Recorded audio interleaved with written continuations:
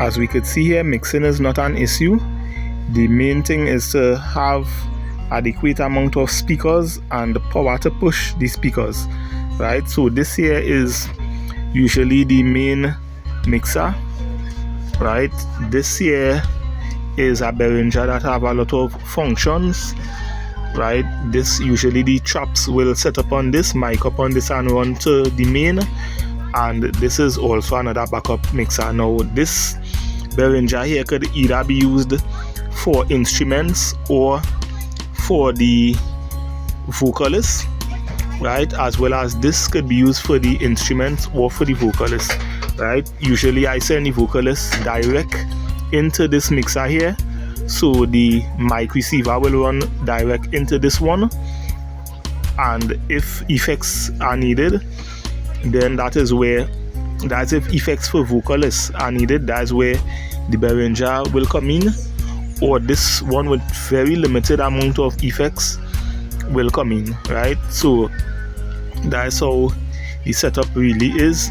Sometimes a musician, keyboardist or guitarist may need a DI box.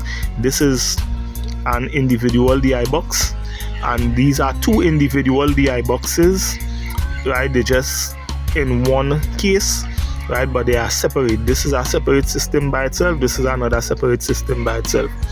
Not all the times musicians ask for DI boxes, and sometimes they do require it, right?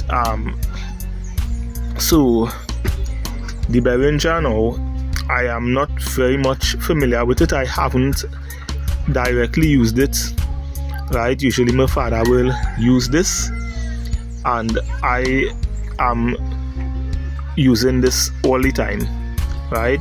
This is basic, and this, even though it have a little effect, it is very basic.